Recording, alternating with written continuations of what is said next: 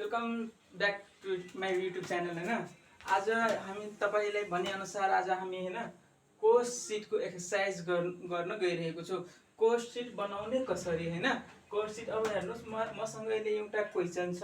मैले एउटा क्वेसन कतैबाट एउटा क्वेसन मैले यहाँ राखेको छु होइन। यहाँ क्वेसन राखेको छु। अब यो क्वेसनलाई कसरी हामी कोस्ट सिट बनाउने होइन त्योतर्फ जान्छौँ। पहिला हामी क्वेसनलाई बुझौँ, क्वेसनले के भन्न खोजिएको छ होइन। अब हेरौँ त, the information regarding cost records of the last month is end under. अब लास्ट मन्थको बितेको गएको मन्थको होइन सबै कस्ट रेकर्ड दिएको छ। यहाँ बितेको मन्थको सबैको कस्ट रेकर्ड यहाँ हालिएको छ होइन। अब यसको भनिएको छ कि कस्ट सिट यहाँ बनाउनुहोस्। रिक्वायर्डमा हेर्नुहोस् के भनेको छ, cost seat of the last month. अब यहाँ दिएको इन्फर्मेसनबाट होइन यहाँ कस्ट सिट हामीले बनाउनु पर्ने हुन्छ। अब इन्फर्मेसनमा के दिएको छ, डाइरेक्ट मेटेरियल कन्जम्सन्स होइन, कुनै फ्याक्ट्रीले कुनै बिजनेसले होइन कति डाइरेक्ट मेटेरियल कन्ज्युम गर्यो होइन, त्यसपछि डाइरेक्ट लेबर कति कन्ज्युम गर्यो, त्यसपछि फ्याक्ट्री ओभर यानि कि ओभरहेड भनेको अस्ति नै भनेको थियो मैले, ओभरहेड भनेको खर्च एक्सपेन्सेस होइन, एक्सपेन्सेस। अब फ्याक्ट्री ओभरहेड भनेको फ्याक्ट्रीमा जति पनि खर्च भयो, फ्याक्ट्रीको जति पनि खर्च छ त्यो सबै फ्याक्ट्री ओभरहेड अन्तर्गत पर्छ। त्यस्तै अब यहाँ छ अफिस ओभरहेड।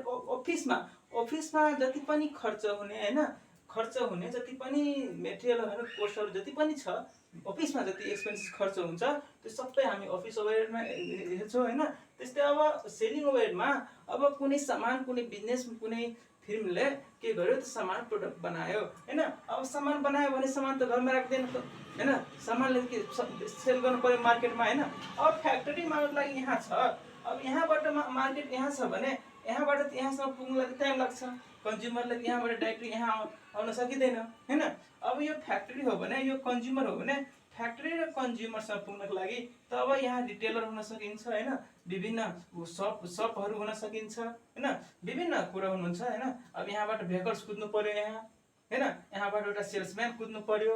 अब बिचमा फ्याक्ट्रीले यहाँ एउटा सोरुम राखिदिन्छ होइन। त्यस्तै अब विभिन्न फ्याक्टरहरू जुनबाट होइन एउटा फ्याक्ट्रीले के गर्छ, त कन्ज्युमरसम्म जुन सप्लाई गर्छ सामान होइन, त्यो यहाँबाट त्यहाँ कन्ज्युमरसम्म पुग्न जति पनि खर्च लाग्छ होइन त्यसलाई हामी के भन्न सक्छौँ, सेलिङ ओभरहेड। त्यस्तै अब फ्याक्ट्रीले अब सामान त प्रोडक्ट गर्छ, फ्याक्ट्रीले त केही मार्जिन त राख्छ होइन, प्रफिट त राख्छ।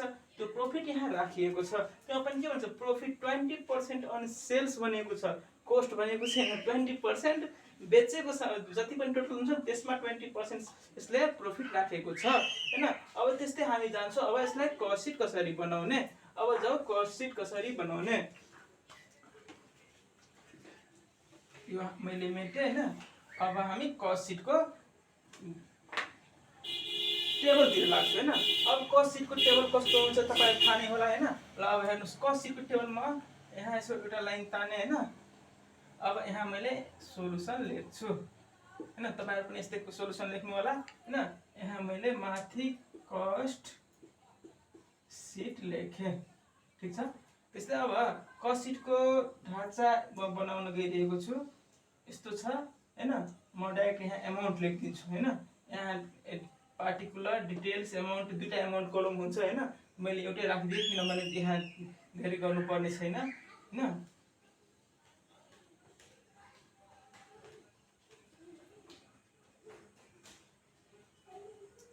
ठिक छ, यहाँ पार्टिकुलर लेखिन्छ होइन। त्यसपछि यहाँ एमाउन्ट लेखो, एमाउन्ट लेखो। अब के भन्छ, कस्ट सिटमा सबभन्दा पहिले हामी होइन मेटेरियल यहाँ छ कि छैन हेर्ने यसमा होइन। अब मेटेरियल कन्ज्युम्सन छ कि छैन, मेटेरियल कन्जम्सन छ यहाँ हामीलाई दिएकै छ होइन। यदि डाइरेक्ट मेटेरियल कन्जम्सन नदिएको भए टुक्रा टुक्रा पालिएको जो पर्चेज अफ मेटेरियल होइन, अब मेटेरियल एक्सपेन्सेस भएको भए सबैलाई हामी एड गरेर मेटेरियल कन्जम्सन निकाल्थ्यौँ। तर मेटेरियल कन्जम्सन दिएकै छ भने हामीले मेटेरियल कन्जम्सन निकाल्नु परेन, डाइरेक्ट हामीले मेटेरियल कन्जम्सनलाई हामी यहाँ लेख्छौँ। अब लेखौँ यहाँ डाइरेक्ट मेटेरियल कन्जम्सन होइन। डाइरेक्ट मेटेरियल कन्जम्सन कति दिएको छ यहाँ, 2,50,000। हामी यहाँ लेख्छौँ 2,50,000 होइन। म म यहाँ कमा राखिएको छु कन्फ्युज नहुनको लागि हैन।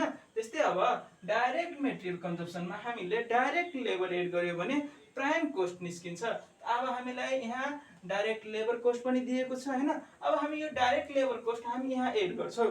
अब यहाँ एड गरौँ, के एड गर्छौं त हामी direct labour cost. Direct labour cost कति दिएको छ, यो पनि 2,50,000 दिएको छ, यो पनि यहाँ राख्ने। यदि डाइरेक्ट हामीले के छ प्राइम कोस्ट निकाल्नको लागि direct material, direct labour, direct एक्सपेन्सेसलाई यो तीनटा कुराले एड गर्यो भने प्राइम कोस्ट निस्किन्छ। तर हामीलाई यहाँ डाइरेक्ट मेटेरियल र डाइरेक्ट लेबर मात्र दिएको छैन, त हामीले डाइरेक्ट मेटेरियल र डाइरेक्ट लेबरलाई मात्र एड गर्छौं। अब यसलाई मैले ए नम्बर लेखे, ए नम्बर प्राइम कोस्ट हैन। प्राइम कोस्ट भनेको यो दुटैको सम गरिदिनु भयो भने यहाँबाट प्राइम कोस्ट निस्किन्छ। 2,50,000 र 2,50,000 लाई एड गर्नुभयो भने यहाँबाट तपाईलाई 5 लाख आउँछ हैन। यो 5 लाख भनेको तपाईको प्राइम कोस्ट भयो। अब तपाईले प्राइम कोस्टमा यदि फ्याक्ट्रीको एक्सपेन्सेस, फ्याक्ट्रीको जति पनि ओभरहेड खर्च छ सबैलाई तपाईले प्राइम कोस्टमा एड गर्नुभयो भने यहाँबाट फ्याक्ट्री कोस्ट निस्किन्छ। यहाँ हामीलाई दिएको छ factory overhead and factory overhead भनेको फ्याक्ट्रीमा जति पनि लाग्ने खर्च सबै फ्याक्ट्री ओभरहेड अन्तर्गत पर्छ। हामी यहाँ एड गर्छौं फ्याक्ट्री ओभरहेड। अब फ्याक्ट्री ओभरहेड कति दिएको छ हेरौँ, 3 लाख दिएको छ। हामी यहाँ 3 लाख एड गर्छौं हैन। 3 लाख एड गर्यो भने यहाँ कति हुन्छ, 5 3 8 लाख। 8 लाख हुन्छ, हामी यहाँ 8 लाख लेख्छौं। अब यो 8 लाख के हो, 8 लाख भनेको हाम्रो फ्याक्ट्री ओभरहेड एड गर्यो हैन, यो हाम्रो फ्याक्ट्री कस्ट हुन जान्छ। हाम्रो यो फ्याक्ट्री कस्ट। यसले फ्याक्ट्री कस्टको अर्को नाम भनेको वर्क कस्ट पनि हो। हामीले यहाँ कुनै बेला किताबमा यदि वर्क कस्ट दिएको छ भने नझुकिनु होला, फ्याक्ट्री कस्ट र वर्क कस्ट भनेको एउटै हो हैन। अब यहाँ फ्याक्ट्री कस्ट र वर्क कस्ट भनेको एउटै हो, त्यो बुझ्नु पर्छ।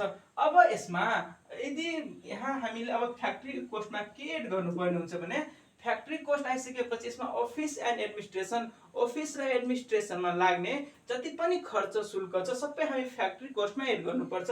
यदि फ्याक्ट्री कस्टमा हामी जति पनि अफिस एन्ड एडमिनिस्ट्रेसन ओभरहेड हामी सबै एड गरिदियो भने यहाँबाट तपाईको कोस्ट अफ प्रोडक्सन निस्किन्छ। त्यसैले हामी अब फ्याक्ट्री कोस्टमा हामी office and administration overhead add गर्छौं। तर यहाँ हामीलाई के दिएको छ, अफिस ओभरहेड दिएको छ। यसको काम सक्यो, यसको पनि काम सक्यो, फ्याक्ट्रीको पनि काम सक्यो। अब आयो तपाईको अफिस ओभरहेड। अफिस ओभरहेडमा अब के हेर्नुस्, अफिस ओभरहेड कति दिएको छ, 2 लाख। हामी यहाँ अफिस ओभरहेड यसमा फ्याक्ट्री कोस्टमा एड गर्छौं हैन। यहाँ अफिस ओभरहेड, अफिस यहाँ मैले ओएच लेखिदिएको छु है, यो भनेको ओभरहेड हो। यहाँ सर्टकट भनेको ओएस लेख्न सकिन्छ ओभरहेडलाई हैन। मैले ओएस लेखिदिएको थिएँ हैन। त्यस्तै अब फ्याक्ट्री ओभरहेड कति छ यहाँ, अफिस ओभरहेड हैन। अफिस ओभरहेड भनेको यहाँ 2 लाख छ। हामी यहाँ 2 लाख एड गर्ने हैन। मैले 2 लाख एड गरे, 8 र 2 भनेको 10 लाख भयो हैन। 10 लाख भयो। अब यो 10 लाख मैले के भनेको थिएँ, फ्याक्ट्री कोस्टमा यदि अफिस ओभरहेड एड गर्यो भने हामीलाई यहाँ आउँछ cost of production, cost of production हैन। त्यस्तै अब कोस्ट अफ प्रोडक्सनमा यदि हामीले सेलिङ ओभरहेड एड गर्यो भने यहाँबाट आउँछ टोटल कोस्ट। हामीले यहाँ सेलिङ ओभरहेड दिएको छ हैन। सेलिङ ओभरहेड दिएको छ भने हामीले यहाँ सेलिङ ओभरहेड एड गर्छौं। सेलिङ ओभरहेड, सेलिङ ओभरहेड हामीलाई कति दिएको छ, सेलिङ ओभरहेड हामीलाई 80,000 दिएको छ। हामी यो 80,000 यहाँ राख्छौं हैन। 80,000 यहाँ राख्छौं। अब कति आयो त 10 लाख 80,000 भनेको कति त 10 लाख 80,000 हैन। 10 लाख 80,000। अब यो 10 लाख 80,000 मैले के भने कोस्ट अफ प्रोडक्सनमा सेलिङ ओभरहेड एड गर्यो भने के आउँछ, टोटल कोस्ट। हामी यहाँ डी नम्बरमा हेर्नुस्, ए बी सी डी लेख्दै गइरहेको छु हैन। डी मा तपाईको टोटल कोस्ट आयो हैन, टोटल कोस्ट आयो। अब हामीलाई टोटल कोस्ट कति आयो, 10 लाख 80,000। अब कुनै पनि बिजनेस अर्गनाइजेसनको यति खर्चहरु सबै एड गर्यो भने टोटल कोस्ट कति लाग्ने भयो, 10 लाख 80,000। अब टोटल कोस्ट आइसकेपछि टोटल कोस्टमा हामीले कस्ट सिट निकाल्नको लागि हैन कस्ट प्राइस हामीले कस्ट सिटमा टोटल कोस्ट आइसकेपछि हामी टोटल कोस्टमा प्रॉफिट एड गर्छौं हैन। प्रॉफिट हामीलाई कति दिएको छ 20% अन सेल प्रॉफिट भनेको 20% अन सेल्स हामी यहाँ एड गर्छौं प्रॉफिट हैन प्रॉफिट एड गर्छौं। अब मैले यो ब्रैकेट किन दिए भने अब यो 20% जुन सेल्स छ हामी यो प्रॉफिट यहाँ निकाल्छौं। प्रॉफिट कति दिन्छौं हैन यो प्रॉफिट कति यो फिल्मले चाहेको प्रॉफिट कति हो हैन हामीले एड प्रॉफिट एड गर्नुपर्छ तर हामीलाई प्रॉफिट एक्ज्याक्ट दिएको छैन 10,000 to 20,000 दिएको छैन हामीलाई मात्र पर्सेन्टेज भनेको छ। यदि मलाई 20% अन कस्ट भनिदिएको भए कस्ट मलाई थियो 10,80,000 हैन 10,80,000 मा हामी के गर्थ्यौ 20% भनेको 20/100 गरिदिन्थ्यौ यहाँबाट कोस्ट त निस्किहाल्थ्यो हैन। तर 20% अन सेल्स भनेको छ यहाँ कोस्ट भनेको छैन यहाँ झुकिनुहुन्छ हैन यहाँ टोटल कोस्ट भनेको छ तर यहाँ पर्सेन्टेज अन सेल्स भनेको छ। कोस्ट भनेको सट्ट 20/100 गरिदिन्थ्यो तर यहाँ सेल्स भनेको कारणले हामी के गर्छौं त्यो सेल्स भनेको थाहा छैन। यसको फर्मुला हुन्छ यदि तपाईलाई प्रॉफिट निकाल्नु छ र सेल्समा दिएको छ भने प्रॉफिट भने हामीले के गर्छौं total cost into profit percentage by 100 minus profit percentage हैन। अब हामी राखौ त्यही फर्मुलामा के भने total cost into profit percentage by 100 minus profit percentage हैन। अब हामी त्यही गर्छौं अब हामी यही फर्मुलामा लान्छौं प्रॉफिट हामी यसैबाट निकाल्छौं। अब टोटल कोस्ट कति दिएको छ हेरौं टोटल कोस्ट भनेको 10,80,000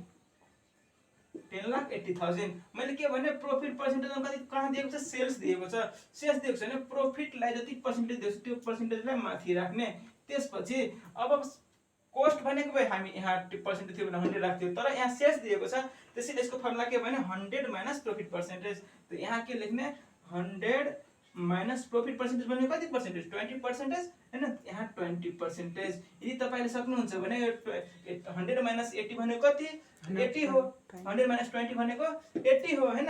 यहाँ डाइरेक्ट मेटेरियल तपाई 20/80 पनि लेख्न सक्नुहुन्छ 20/8 लेख्न सक्नुहुन्छ। अब यसलाई क्याल्कुलेसन गर्नुहुन्छ हैन। अब यसलाई क्याल्कुलेसन गर्नुभयो भने यहाँ आउँछ 2,70,000 हैन 2,70,000 मैले क्याल्कुलेसन गरे हैन। अब यसको क्याल्कुलेसन गर्नुभयो भने 2,70,000 आउँछ हैन। अब यो टोटल कोस्टमा प्रॉफिट एड गर्नुभयो भने तपाईको ई नम्बरमा अब जानुहुन्छ अब यहाँ आउँछ सेल्स अमाउन्ट अब सेल्स अमाउन्टमा अब तपाईले यो एड गर्नु पर्ने हुन्छ। अब तपाईले एड गर्नुभयो भने कति आउँछ 10 12 हैन 13 लाख हैन